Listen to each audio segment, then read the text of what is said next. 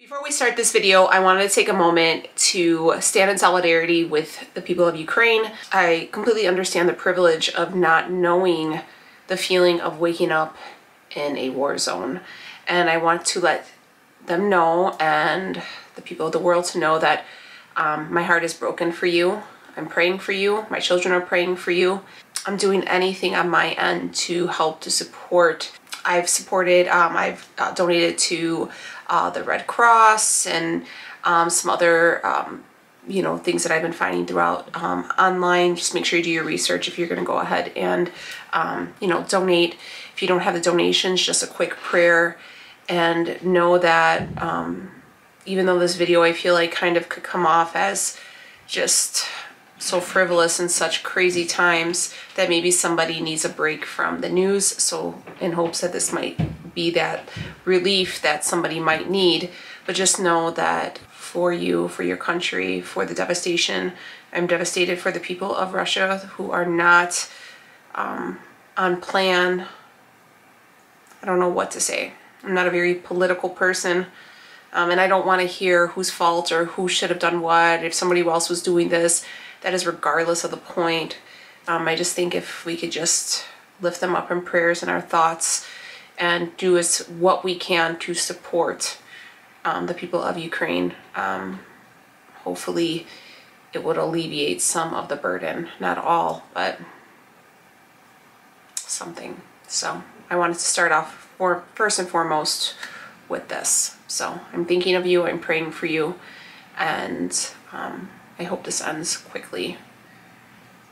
I find that there has been a really blanketed negative connotation that comes along with any type of cosmetic procedures, any type of enhancement, any type of aging, you know, a stoppage, or any type of self-improvement of any kind. I feel like there comes this time now that if we are ones to maybe become a little bit more involved in our appearance and we're covering our gray hair, or if we're enhancing our nails, or if we're getting Botox or filler, or if we're getting a BBL or a tummy tuck, or whatever it is that you are doing that makes you feel good about your appearance, I feel that people have a very negative connotation that goes along with it, that it's vain, that it's unnecessary, that it's frivolous. And I feel like there's a lot of hate that comes along with it. And today I want to talk about that because I get stuff done.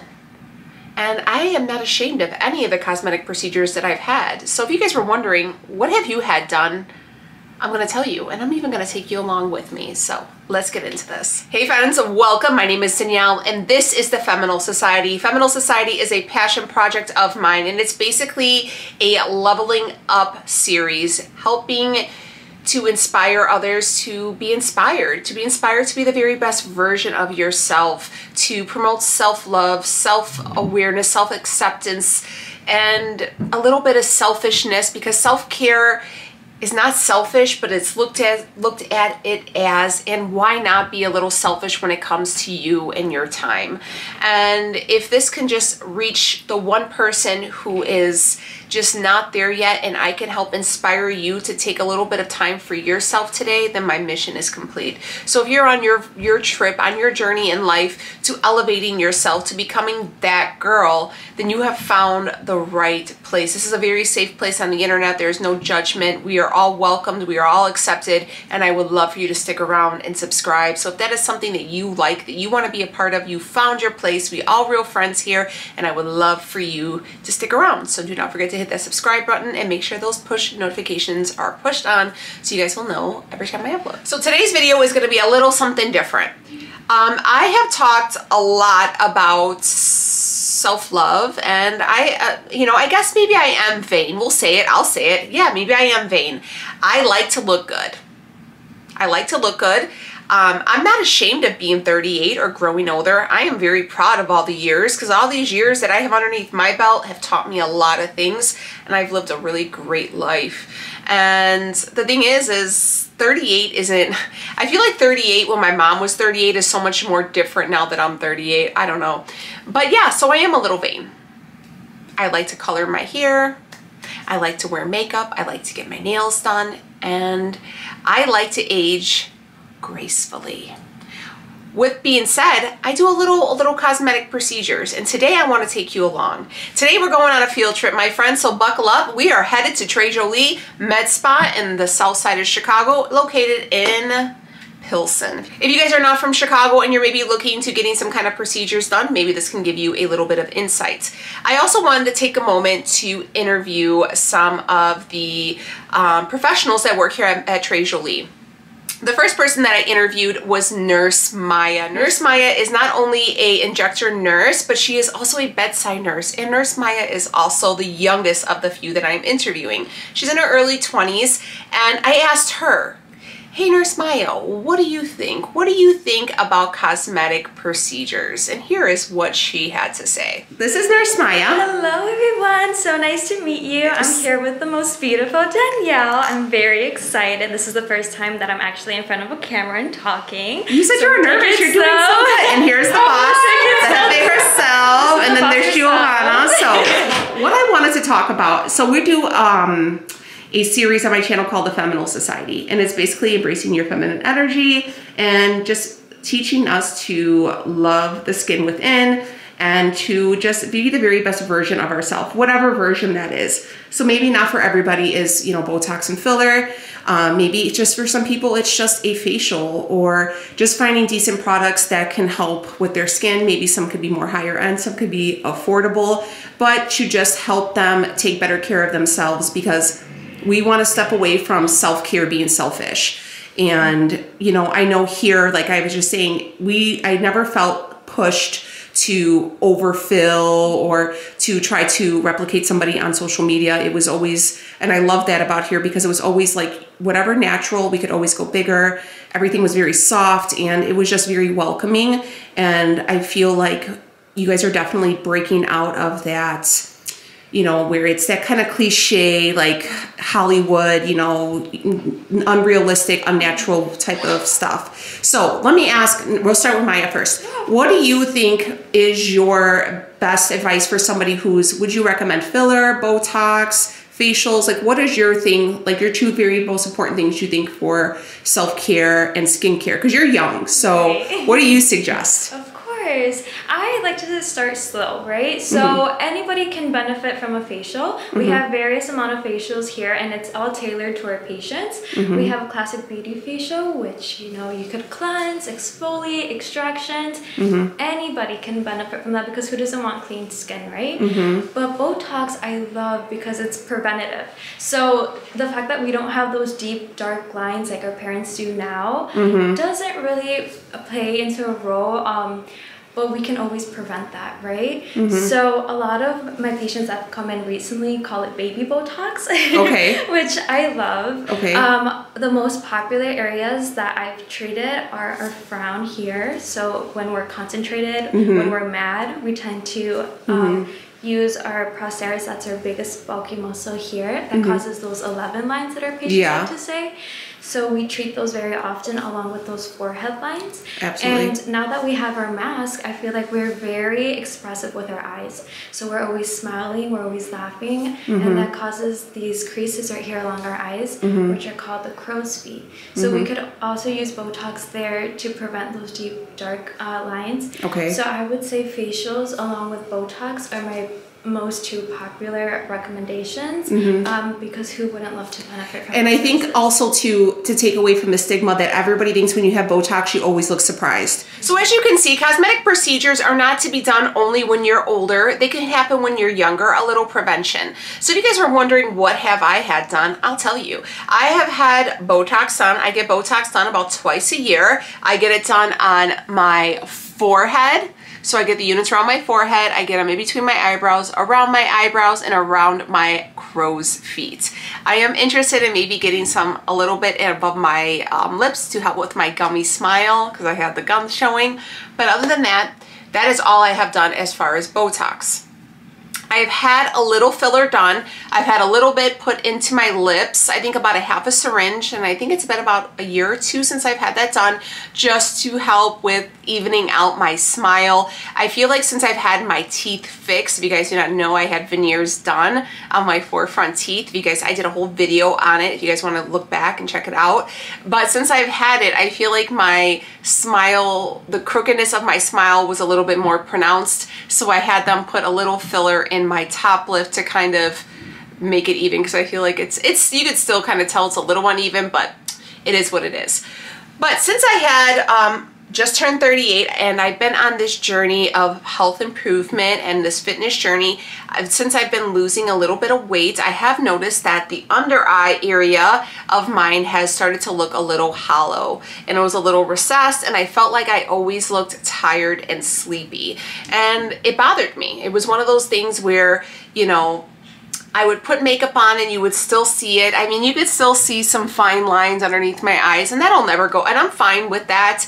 When even my daughters have the same little, like, you know, little, like, I don't know if they're called bags or whatever, underneath when we smile. It's just a thing with our eyes and our face shape. But the hollowness, I felt like aged me and made me look really kind of wore out.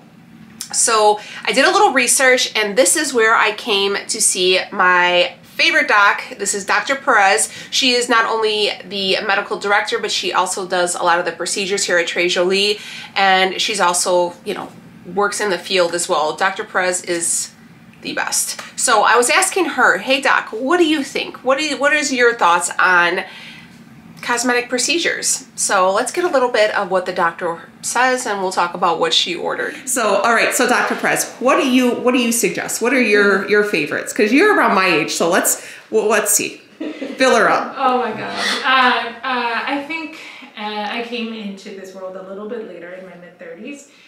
And to me, personally, as someone who never thought I was going to be doing aesthetics or injectables, or even doing injectables to myself, I think I just felt like I looked older than I felt, and that was really my main problem. I'm like, I want to look as young as I feel.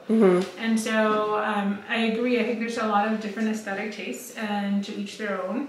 I do really try to meet people where they are. Some people have an aesthetic preference that's a little bit more, you know, exaggerated, or, you know, a little bit more cliche, maybe is the word. Some people want to keep it really natural, so subtle that no one knows, or they just want to, I think everyone, those people who want to keep it natural just want to feel and look as young, you know, have them be the same. So in my case, I think I enjoy a more natural look, and I really do think once you get into your 30s, 40s, you can't escape fillers to some degree. I agree. And you know what? It's funny because not only so my sister comes to see Dr. Perez, and my sister, she wants the big lips. My sister has very thin lips like my dad, and she's always, I mean, how many times was she's like, let's keep it going, keep it going. And now she's like, all right, I think I'm going to need a little bit of filler here. But she's not even 30 yet, but she looks so good. Whereas my mom didn't start getting anything done, I think, until she was like 50, where it was almost too late. I don't want to say too late, but it needed a lot. It needed a lot, and it didn't make them go away. It just softened the appearance, which we could say is it's not going to go away. Like, so if you wait until your 50s, it's not too late to get it. It's definitely going to soften the appearance, but I wish I would have started in my 20s to make it less noticeable. I mean, I think I was like 30 something, 33, 34. So not too bad, but I wish I would have done it sooner. But I think filler is wonderful. And I think also when people think of it, maybe we should add on to it, is when, you know, you'll see people who kind of have, and I don't want to say cat face, but, you know, where they have like too much. That is a lot. That isn't just one syringe. That is years and years and filling it up. And some people even put like stuff in there, like implants and stuff. And I feel like they're so afraid that they're going to look like that, like a cat or something like that. But those looks are very much, they wanted that look. They went to it, they were invested in it. That was a long time. So as you can see, there's a little bit of a difference. So when you're younger with Nurse Maya, she's like, you know, baby Botox, a little bit to soften the lines, and you know, it's expression lines, it's frown lines. You know, a lot of people, especially with the mask on, we use a lot of our eyes, and so we started seeing a little bit more movement, a little bit more wrinkles, and that was something that she felt that maybe somebody around her age group would benefit from. As you see, Dr. Perez, she's closer to my age, and she's more of the filler kind, because as we get older, we lose a little bit of the volume in our skin. You know, our skin's not as perky, as puffy. It starts to get a little less, we lose our volume, we get a little saggy, all these things. To have a full facelift and stuff like that is not exactly my cup of tea. I feel like that is something that is, you know, maybe later in life, but for me right now is not where I'm at. And I just wanted something to kind of make me look like I've sleep well and I'm well rested. I don't want to look like I'm 20. I'm very happy with looking 38. I just want to look like I got a good night's sleep and I'm not looking hard for wear. That's basically my goal for all these cosmetic procedures. So I also wanted to pick the brain of the anesthetician that is on staff there. Her name is Giovanna, and she's also the manager of the office. And I said, you know, Giovanna, what are you thinking that is something that we can do at home? What is a must-have for skin? And her basically was at-home skincare. And I want to go ahead and share what she had to say, because I think it's really important, because yes, we can do Botox and fillers, but I think the first thing also that we should think about is prevention and things we can do on our own before we actually show up at our local med spa. For sure, right? All right, Giovanna, you're up, girl. All right, so what do you think, Giovanna? What do you recommend? I would have to say skincare would probably be my number one. Skincare. Skincare is, well, your home care regimen is about like 70% of, you know, what goes on with your face. Like, all right, so 3 skincare must-haves everybody should use, no matter their age, skin tone, or skin texture. What do you think? Cleanser for sure. Should they double cleanse? Because I'm a double cleanser. I double cleanse, especially if you're wearing makeup, and at the end of the day, you'll want to take off the surface stuff and then like do the second cleanse for that deep pore cleaning. Then the second product I would probably say is a serum that's tailored to something that you're trying to correct, whether it be like anti-aging, pigmentation, hydration, and then for sure an SPF.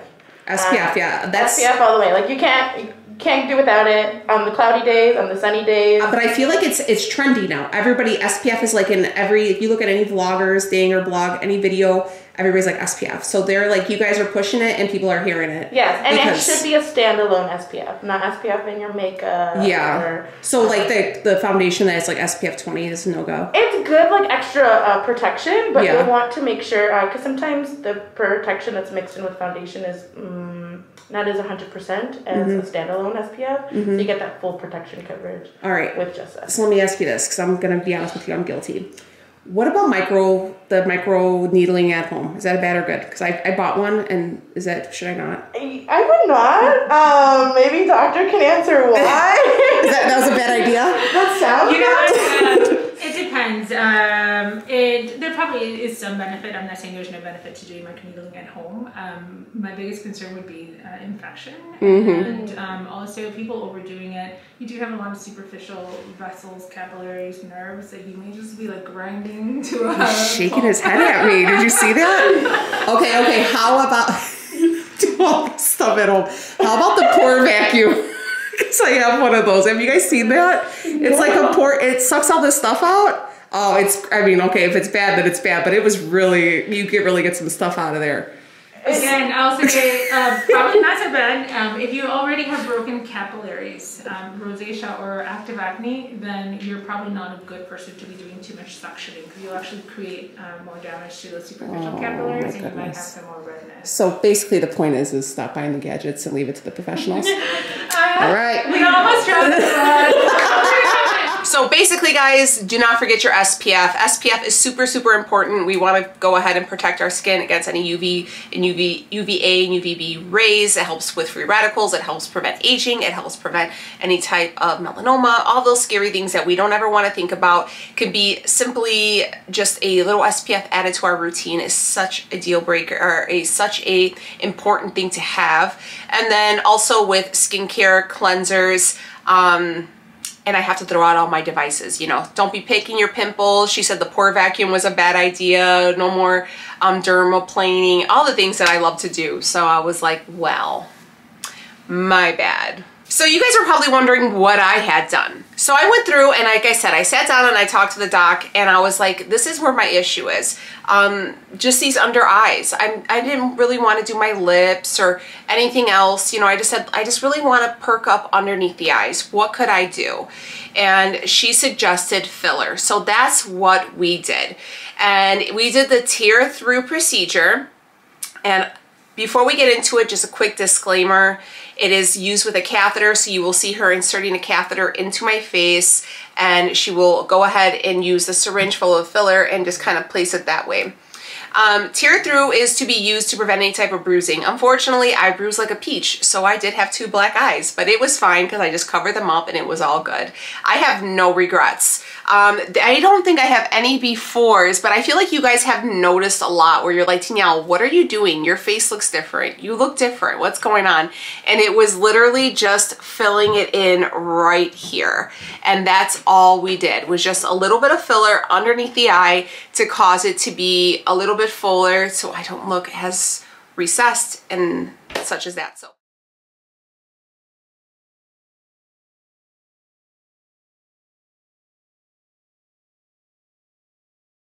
So as you can see, it did not hurt. I didn't flinch. Leo was the one actually recording and he was flinching harder. That's probably why the clips aren't that long, because Leo was getting a little squeamish. Nothing hurt. There was no, I didn't even get any numbing cream.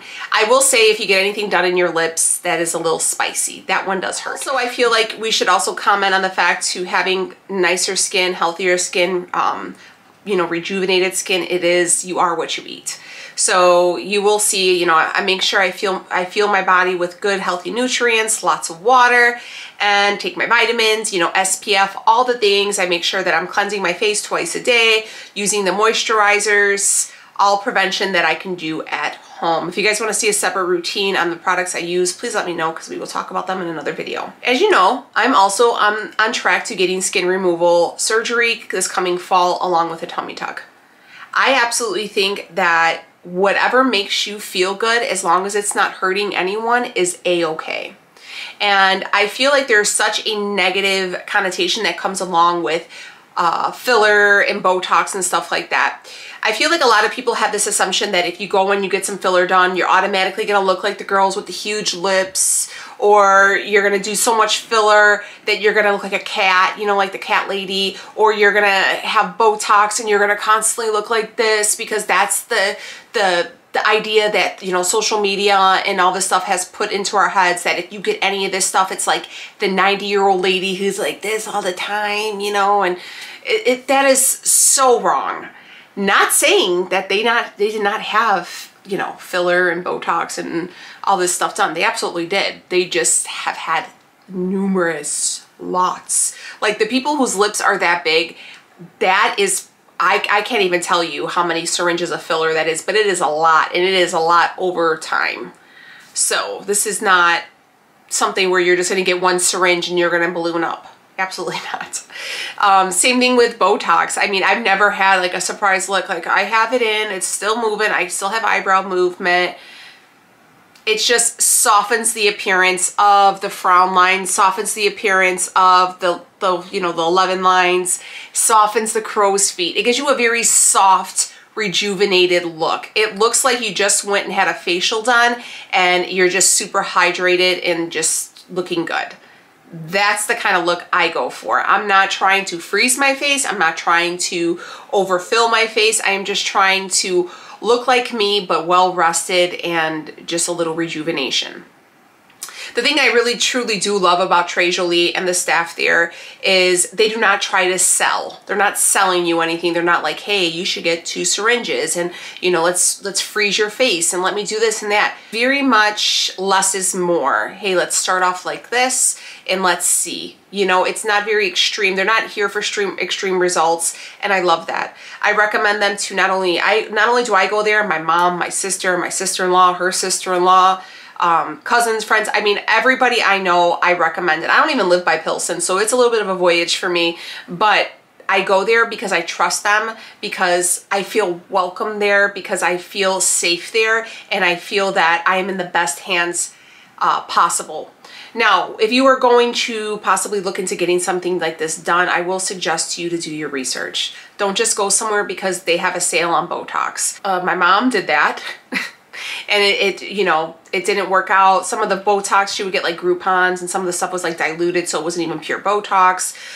She would go to people, and, you know, she did have like that look at one point, you know, and you have to wait for it to wear. It does wear off. Botox is not permanent. It does wear off. I should say that. I think that's why you have to go every few months. Eventually the muscles will unfreeze and, you know, you go back in. So it's like 3 to 4 months for Botox. And there's also Diasport you could try. I've only ever done Botox. And then the filler that I've had put underneath my eyes is about 2 years, 18 months to 2 years. So it isn't a forever thing, but, you know, you should still be careful. You should make sure that they're very hygienic. They have, you know, they're poking you, make sure they're wearing gloves. All these things, these techniques are very important because you don't want any bloodborne pathogens to occur. And all these were on the list. Everything was clean, everything was done right. I love that. Also with JOLIE, I like that they have it, you have to come back in 2 weeks. And they will go over and they'll say, okay, let's see, how are you looking? How's everything settling? How are you feeling? Do you like your results? Okay, no, you don't. Let's fix it. What can I do to fix it? They want you to be happy. So if you're not going to go to JOLIE, make sure that you encounter somebody that gives you that experience, because nonetheless, it's not going to be cheap. And you want to make sure that you get the most bang for your buck. Wondering how much Botox costs? It depends. There's a place over here by my house that does like $9 a unit, and then there's some people that go up to $12 to $13 a unit, depending on what you need. Some people need 10 units, some people need 60 units. It all varies on the person, the age, stuff like that. Filler ranges because they do it usually either by half syringe or full syringe, and it could be between 600, I think it's around 600 bucks, depending. Again, you would have to call to your area. The reason why I did this video is because I wanted to just stop making it so taboo. Like, I don't understand why we should be ashamed of it. You know, I don't understand why self-care and is selfish, or vanity is just like you're like this bitchy person, or you're kind of like a piece of crap. Oh, you're vain, like you're just a mean girl. No, I feel like there could be a better name than vain, but there's nothing wrong to wanting to feel good and look good.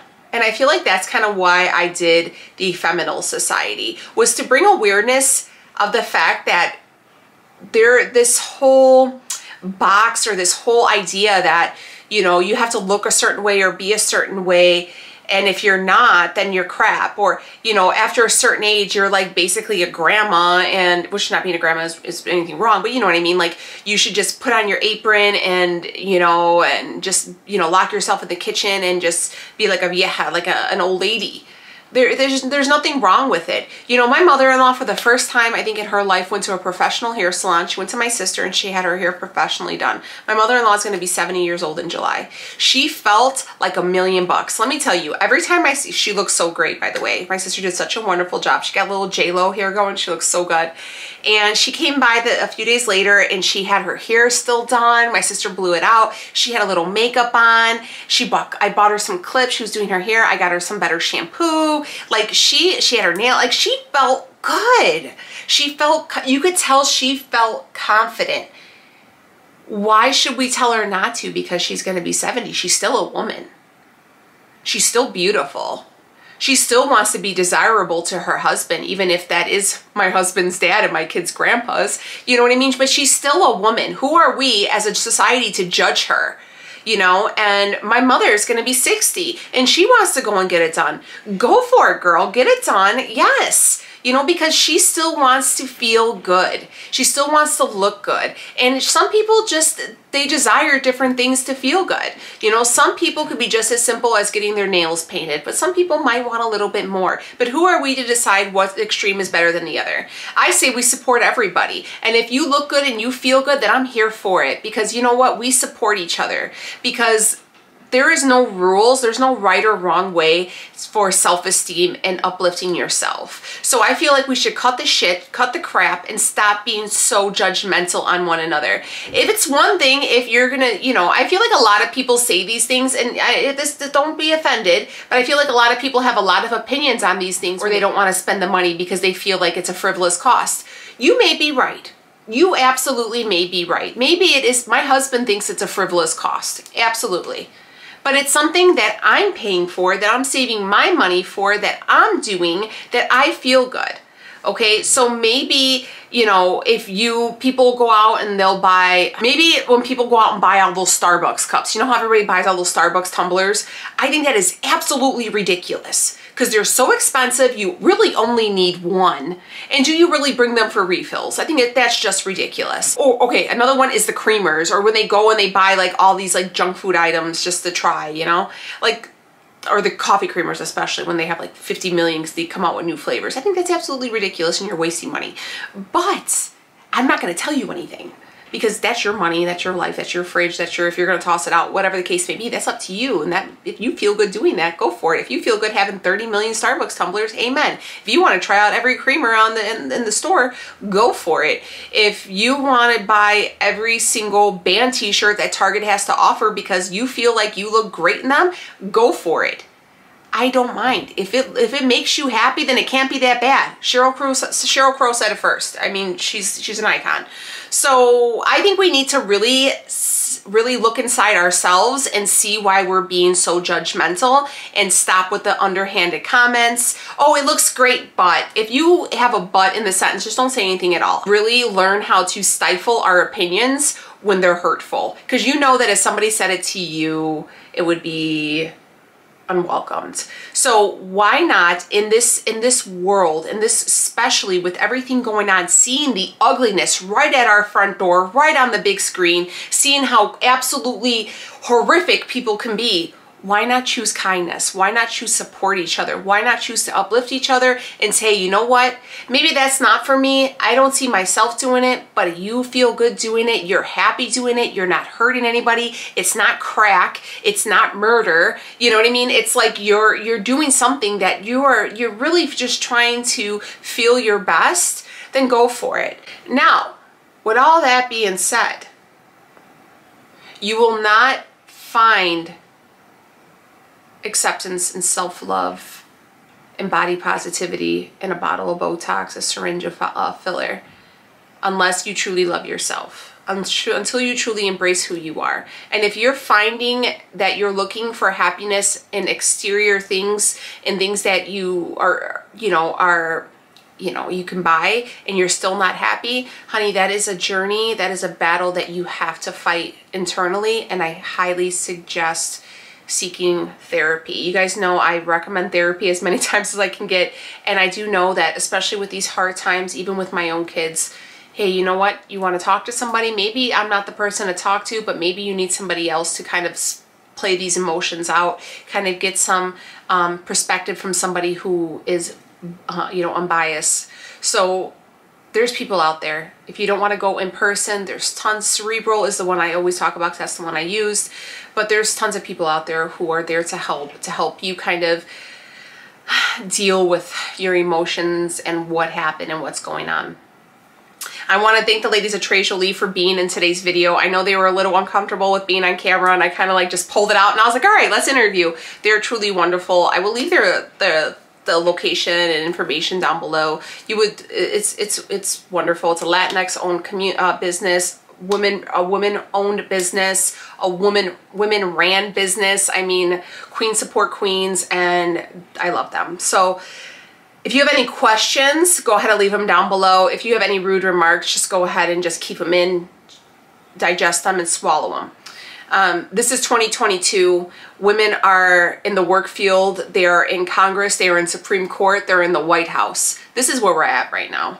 We are not going to go ahead and hide and be embarrassed about taking care of ourselves and doing a little something extra to make us feel good. Those times and those days are now over, and we run this. So if there's a problem and you feel that there's an issue with that, then you need to do some soul searching and self-diving and figuring out where the problem lies within you, because there is absolutely nothing wrong with doing whatever it is that you do to make you feel good. So if you want to go get some Botox, some filler, if you want to hit the gym, if you want to get your boobs done, your butt done, if you just want to buy a pair of $100 jeans, honey, you do you. As long as you're not asking me for the money and I'm not paying for it, we're all good, okay? As long as it's safe, you're not hurting anyone, and you're not borrowing money from me, it's all good. All right, guys, this is the Feminine Society. My name is Danielle, and I will see y'all on the next one. Bye, friends.